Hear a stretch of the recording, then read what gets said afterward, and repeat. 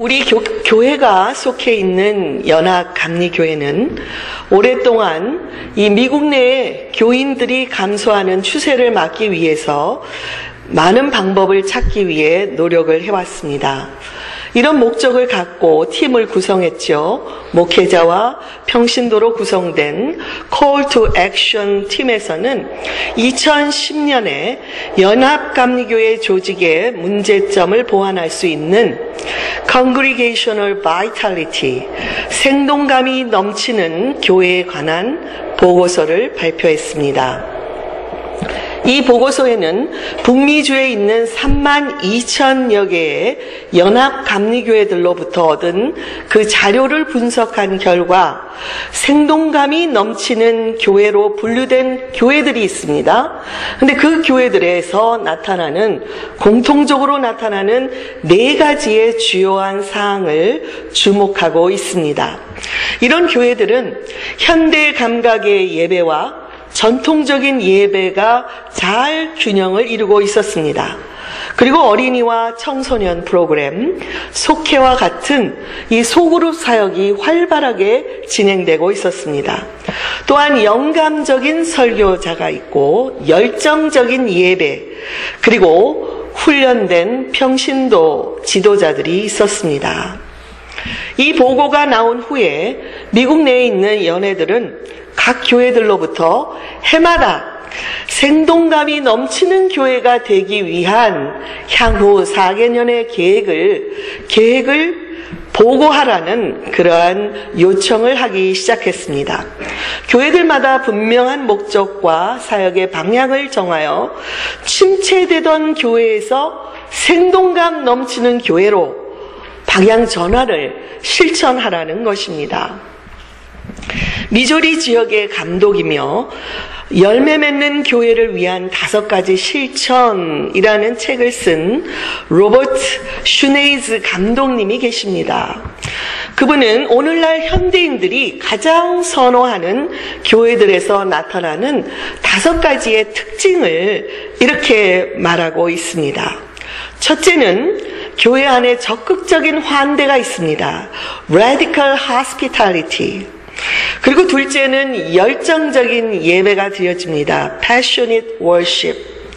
그리고 셋째는 목적이 뚜렷한 신앙 개발이 이루어집니다. Intentional Faith Development. 그리고 넷째는 희생을 감수하기까지 하는 선교와 봉사. Risk-taking Mission and Service. 그리고 마지막 5째는 이웃과 지역사회를 위한 획기적인 구제 사역, extravagant generosity. 이 5가지의 특징이 있다고 그렇게 말했습니다.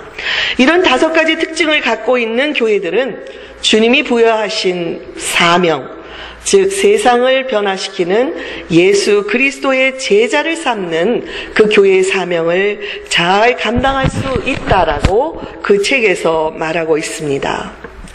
사랑하는 교우 여러분, 우리 교회는 어떻습니까?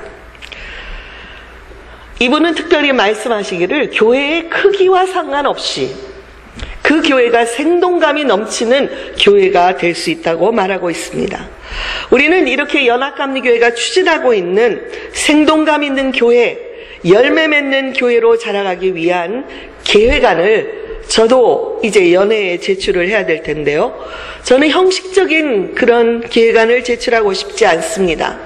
위에서 열거한 5가지 특징을 우리 교회의 현실에 접목시켜서 계획을 하고 싶습니다. 물론 계획만 세운다고 생동감 넘치는 교회로 갑자기 변화하는 것은 아닐 것입니다. 그러나 적어도 우리 교우들과 함께 우리 교회가 어느 방향으로 가야 하는지를 서로 알고 있는 것이 중요합니다. 이를 위해서 이달에 있을 스태프와 임원 수련회를 통해 내년도의 목회 방향을 정하기 위한 의견을 나누는 시간을 갖고 구체적인 실천 계획을 부서별로 하려고 합니다. 이를 위해서 우리 교우 여러분들께서도 교회를 사랑하는 마음으로 기도에 동참해 주시기를 부탁드립니다. 오늘 본문인 히브리서 13장은 바로 이런 생동감 넘치는 교회의 5가지 특징 중에서 첫 번째 것, Radical Hospitality. 적극적인 환대의 모습이 어떤 것인지를 잘 보여주고 있다고 생각합니다. 비록 초대교회 시대를 배경으로 하고 있지만 성도들이나 교회가 하나님의 말씀대로 사랑을 실천하기 위해서 이 적극적인 환대가 얼마나 중요한지를 가르치고 있습니다.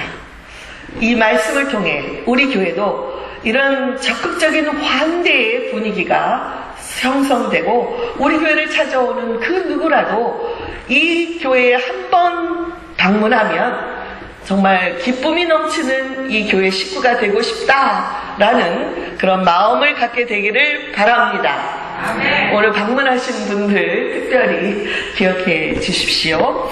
초대교회 시대에 극심한 박해와 핍박으로 인해서 성도들은 괴로움을 겪기 시작했습니다. 곧 올 것이라 믿었던 예수님의 재림도 지연되고 주변에 많은 이단들이 여기저기서 생겨나서 우리 성도들의 믿음을 약하게 만들고 있었습니다. 결국 주변에 믿음을 떠나는 자들까지 생겨나는 것을 보면서 우리 히브리서 기자는 성도들의 믿음을 북돋워 주기 위해서 히브리서를 기록했습니다.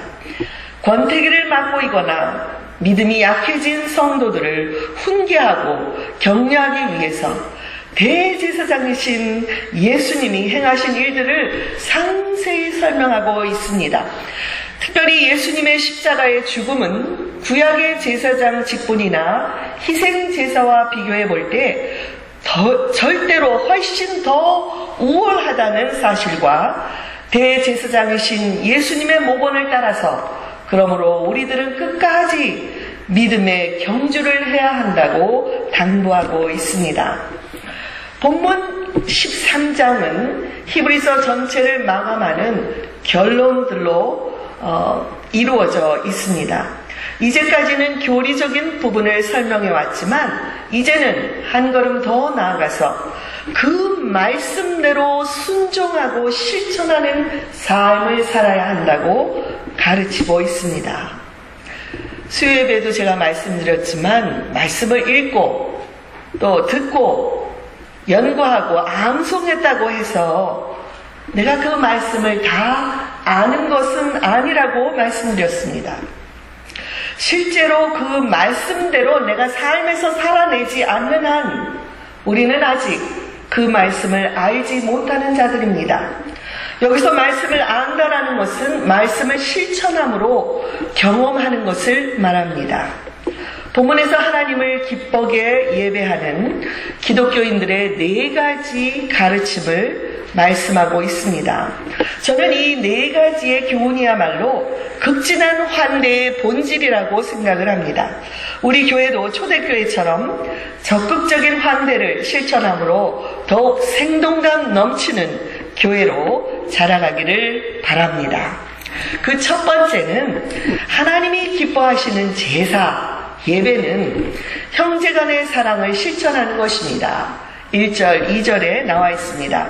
여기서 형제란 혈육관계보다는 그리스도 안에서 한 지체가 된 성도들을 의미합니다.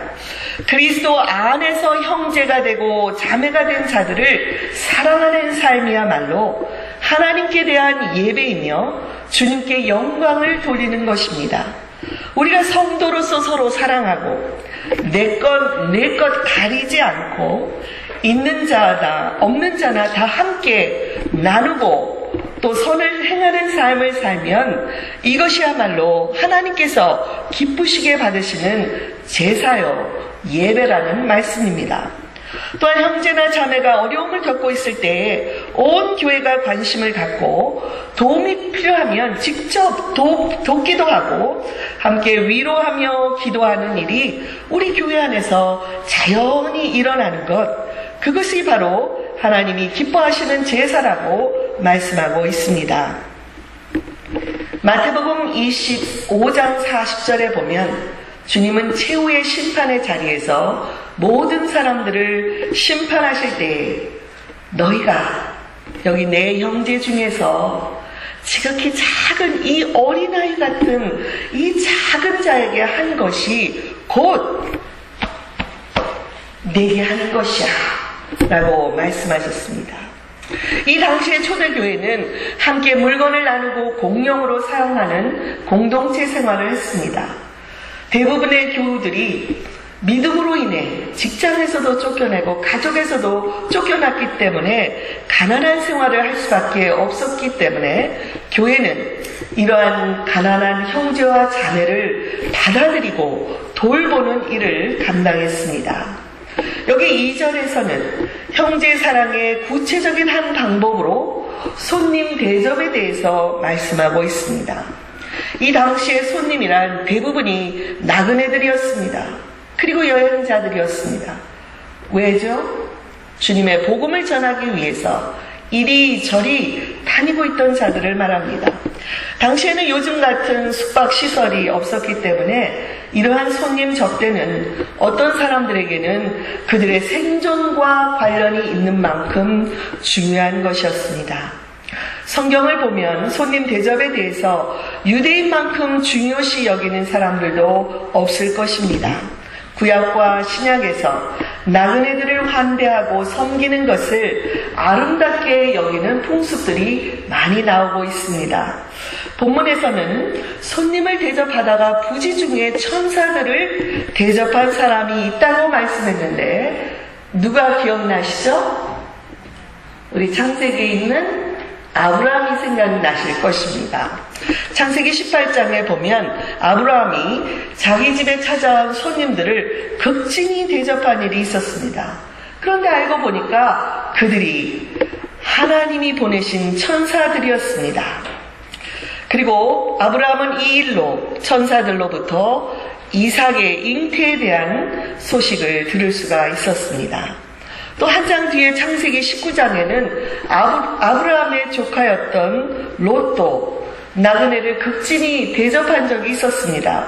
근데 알고 보니까 그들은 롯이 살고 있던 소돔을 멸망시키라고 하나님이 보낸 천사들이었습니다. 결국 롯과 그의 가족들은 이 천사들의 도움으로 소돔이 멸망할 때에 구원을 받을 수가 있었습니다. 이처럼 아브라함도 롯도 자신들이 알지 못하는 사이에 천사들을 대접한 것처럼 복음을 전하기 위해 여기저기서 찾아오는 우리 형제와 우리 자매들을 극진히 대접하라고 말씀하고 있습니다.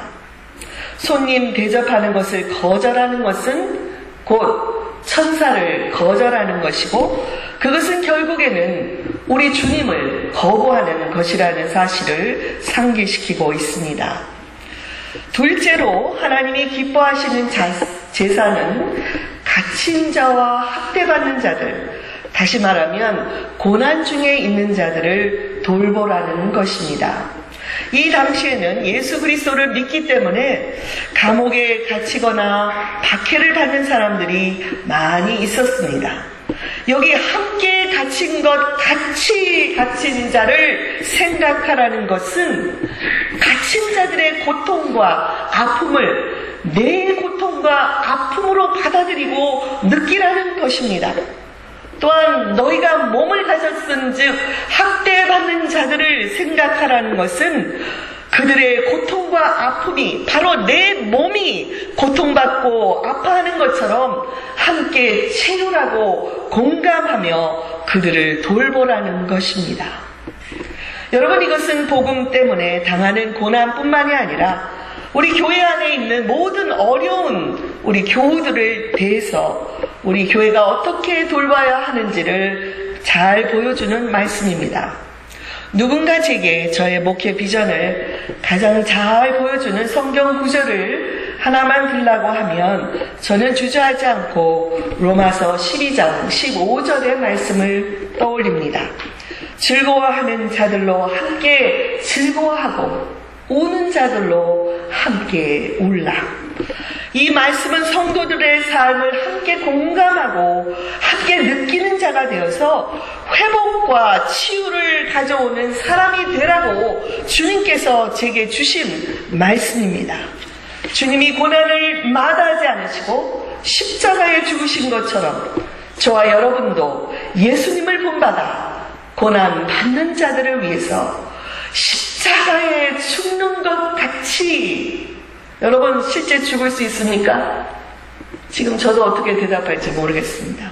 그러나 십자가에 죽는 것 같은 그 정도로 아낌없는 사랑을 해야 한다고 그렇게 말씀하시는 것입니다. 요한 1서 3장 16절에서 요한은 말합니다.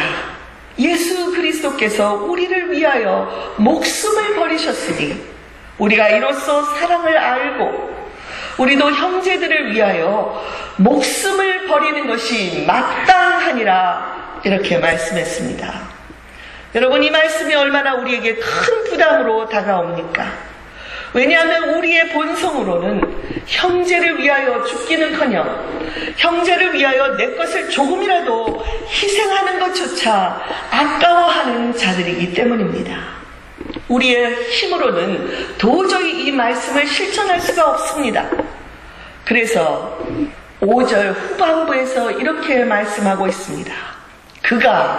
여기서 그는 예수 그리스도를 말합니다. 예수님께서 친히 말씀하시기를 내가 결코 너희를 버리지 아니하고 너희를 떠나지 아니하리라 이렇게 말씀하셨습니다. 여러분, 이것이 복음이 아닙니까? 굿뉴스가 아닙니까? 할렐루야. 아멘. 저로서는 도저히 불가능하지만 예수님께서 우리와 함께 해주시고 우리를 절대로 떠나지 않고 인도해 주실 것이기 때문에 우리는 형제와 자매를 위해서 내 것을 희생할 수가 있고 그들의 고통과 아픔을 나의 아픔이요 나의 고통으로 느끼고 돌볼 수 있고 우리들을 찾아오는 나그네들을 극진히 섬길 수가 있고 처음 만나는 사람일지라도 같은 기독교인들을 형제로 받아들이고 사랑할 수가 있는 것입니다. 여러분, 바로 이것이 연합감리교회에서 생동감이 넘치는 교회들에서 공통적으로 나타나는 첫 번째 특징, Radical Hospitality의 본질입니다.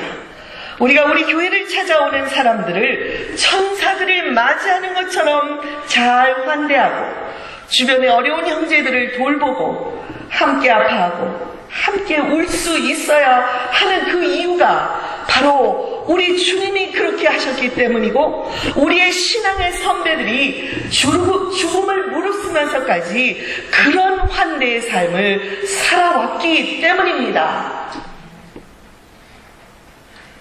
아멘. 아시시의 성자로 알려진 프란체스코 수도회를 시작을 한 사람입니다.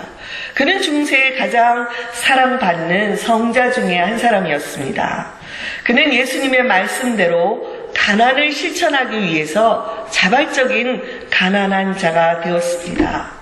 당시에 많은 수도원에서는 세상을 떠나 산으로 은둔하며 오직 하나님만을 바라보겠다 했는데 이 프란체스코는 세상 속으로 나가서 시장과 거리로 나가 사람들을 찾아다니며 탁발 수행을 한 자였습니다. 그는 부유한 가정에서 귀족으로 태어났습니다. 그러나 마태복음 10장의 신부님의 강의의 말씀을 통해 그리스도의 제자들은 금이나 은이나 돈을 소유하지 말고 오직 하나님의 말씀을 선포하라 라는 이 말씀을 자신의 소명으로 받아들였습니다. 그래서 그 자리에서 입고 있던 모든 옷을 벗어버리고 한 벌 옷만 걸치고 살기 시작했습니다. 그런 그가 어느 날 말을 타고 교회로 산책을 하다가 외진 산길에서 한 나환자를 만났습니다. 부잣집 아들로 호강만 하던 그는 겁에 질려서 오던 길로 다시 돌아 나왔습니다. 바로 그때에 마음 깊은 곳으로부터 성령의 음성을 듣습니다. 너는 왜 그를 지나쳤느냐? 그렇게 물으시자 그는 너무 그가 더럽게 느껴져서 혹시라도 그 병이 내게 전염되면 어떨까 걱정스러워서 그랬습니다 라고 솔직히 대답을 했습니다. 그때 주님께서 너는 그 더러운 나 환자보다 나으냐? 너는 이전에 그 나 환자보다도 더 더러운 죄인이었다. 그런데 넌 그런 너의 모습을 나는 그대로 받아주었고 너를 사랑했단다. 가슴속에서 이 말씀을 듣는 순간 그는 비겁한 자신의 태도를 뉘우치고 되돌아가 말에서 뛰어내렸습니다. 그에게 벌룩거리며 다가오는 그 나 환자의 허리를 덥석 감싸 안으며 그의 얼굴에 힘껏 입을 맞추었습니다. 그 순간 놀랍게도 그의 마음 깊은 곳으로부터 원인을 알 수 없는 감미로움과 만족함이 느껴지기 시작했습니다. 그리고 그가 다시 말에 올랐을 때 그 나 환자는 어디에도 보이지 않았습니다. 훗날에 그는 이 체험을 주님께서 친히 자기를 만나주신 것이라고 고백을 하곤 했습니다. 이날부터 프란체스코는 나 환자 선교를 시작했고 그들의 친구로서 후원자로서 살기 시작했습니다. 사랑하는 교우 여러분, 프란체스코의 이런 자세야말로 진정한 형제의 사랑의 모습이라고 생각을 합니다. 세 번째로 하나님이 기뻐하시는 제사는 4절에 나온 대로 결혼을 귀히 여기고 침소를 더럽히지 않는 삶을 사는 것입니다. 초대교회는 성적으로 문란한 이방인들 가운데 살고 있는 성도들에게 너희는 거룩한 삶을 살아야 된다고 가르쳤습니다. 성경은 처음부터 일부 일처제를 강조하고 건강한 결혼 생활을 강조하고 있지만 그 당시에는 그리고 물론 오늘날까지도 여전히 이 아랍권에서는 일부 다처제가 실시되고 있습니다. 그러나 음행과 간음의 죄는 반드시 하나님의 심판을 받게 될 것이므로 기독교인들은 세상의 문화와 도덕적인 수준을 초월하는 삶을 살아야 합니다. 다른 사람이 아무렇게 여기지 않고 그렇게 죄를 범한다고 해서 우리도 간음의 죄, 음행의 죄를 범해서는 안 됩니다. 단지 결혼 생활뿐만이 아니라 모든 하나님의 율법이 우리에게 세상 사람들보다는 훨씬 더 높은 도덕적인 수준을 요구하고 있습니다. 왜냐하면 성도들은 이 세상에 살고 있지만 세상과 구별되고 그리고 하나님께 거룩한 삶을 살아감으로써 주님을 기쁘시게 하는 제사를 드리며 살아야 하기 때문입니다. 이 말씀을 혹시라도 하나님이 성 그 자체를 악한 것으로 보는 것으로 오해해서는 안 됩니다. 성 역시도 하나님이 우리 인간에게 주신 좋은 선물 가운데 하나입니다. 그러나 이 선물을 잘 관리하고 잘 지켜야 할 책임이 우리 각 사람에게 있으므로 우리는 늘 깨어서 성적인 유혹을 이겨내야 합니다. 네 번째로 하나님이 기뻐하시는 제사는 돈을 사랑하지 말고 있는 바를 족한 줄로 여기는 삶을 사는 것입니다. 5절에 나와 있지요. 기독교인들은 재물관에 대해서도 세상 사람들과는 다른 구별된 자세를 가져야 합니다. 세상 사람들은 더 많이 내 것을 쌓아 올리는데 혈안이 되어 있지만 성도들은 재물의 청지기로서 살아가야 합니다. 하나님께서 잠시 동안만 맡겨주신 이 재물을 잘 관리하고 내 개인적인 필요를 사용해야죠. 그러나 그 외에는 형제와 이웃을 사랑하고 돌보는데 적극적으로 사용하라고 권고하고 있습니다. 여러분, 수위에는 주머니가 없다라는 말이 있죠. 우리가 이 세상을 떠났을 때 있게 될 수위에는 아무것도 가져갈 주머니가 없습니다. 이러한 것을 기억하고 베푸는 삶, 재물을 가지고 내게 주신 것을 만족하고 그리고 족한 줄로 여기는 삶을 사는 것이 중요합니다. 톨스토이가 즐겨하던 이야기 중에 어떤 농부의 이야기가 나옵니다. 어느 날 한 농부가 왕에게 엄청난 제안을 받게 되었습니다. 왕이 말씀하시기를 내가 하루 동안에 밟고 다니는 모든 땅은 다 내 것으로 주겠다. 이런 약속을 해주셨습니다. 그러자 이 농부는 다음날 아침 일찍 일어나서 시작! 해서 열심히 뛰어가기 시작했습니다. 하루 동안에 가급적 많은 땅을 차지하기 위해서 최대한 빠르게 좀 더 많은 땅을 밟으며 뛰어다녔습니다. 그리고 힘을 다 쓰고 난 후 전력을 다해 밤늦게 다시 자신의 출발점으로 돌아왔을 때에는 그는 숨을 다시 쉴 만한 기질조차 에너지조차 다 써버린 후여서 쓰러져서 죽고 말았습니다. 소유에 대한 욕심이 너무나 지나치면 이렇게 헛된 삶을 살 수밖에 없는 것입니다. 디모데전서 6장 10절에서 돈을 사랑함이 일만하게 뿌리가 된다고 말하고 있습니다. 예수님께서도 너희가 하나님과 재물을 겸하여 섬길 수 없다고 하셨습니다. 성경은 결코 돈을 부정한 것으로 보지 않습니다. 돈을 이 세상을 살아가는 데 필요한 것입니다. 또 교회가 교회다운 사역을 하기 위해서는 재정적인 필요가 채워져야 합니다. 그러나 돈을 사랑하는 것이 문제입니다. 돈을 하나님보다 더 높은 우선순위에 두면 그 돈은 우상이 되고 마는 것입니다. 그러므로 우리 성도들은 돈에 대해서 있는 바를 족한 줄로 알고 사는 훈련을 해야 합니다. 바울 사도처럼 내가 어떤 형편에도 처할 줄을 아노니 가난해도 비천해도 부함해도 나는 다 살아갈 수 있다라고 고백한 것처럼 우리는 자족하는 삶, 돈에 대한 욕심을 버리는 삶, 오히려 돈을 잘 쓰고 다스리는 삶을 살아가야 합니다. 여러분, 저는 오늘 히브리서 말씀을 통해서 하나님이 기뻐하시는 제사, 우리가 삶 속에서 실천해야 되는 4가지의 중요한 교훈을 살펴보았습니다. 첫째가 무엇이죠? 다 잊어버리셨어요? 크게 얘기해 주세요.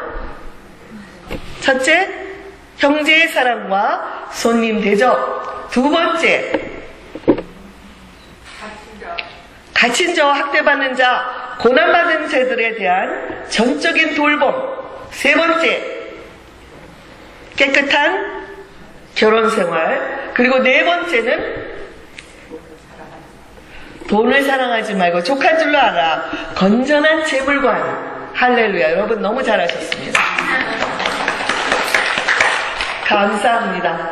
여러분이 이렇게 함께 저와 말씀으로 같이 나누고 있다는 것이 얼마나 감사한지요.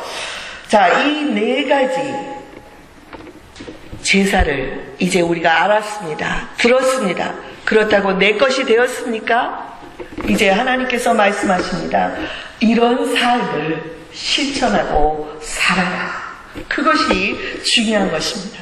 말씀드렸습니다. 우리의 힘으로는 불가능하지만 주님께서 주신 약속으로 말미암아 우리는 넉넉히 실천할 수가 있습니다.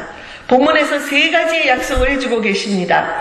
5절에서 주님이 우리를 버리지도 않고 떠나지도 않겠다 약속을 해주셨고, 6절에서는 내가 친히 너희를 도와줄 거야, 내가 돕는 자가 되겠다고 약속해 주셨습니다. 8절에서는 주님은 어제나 오늘이나 영원토록 동일한 분이라고 약속했습니다.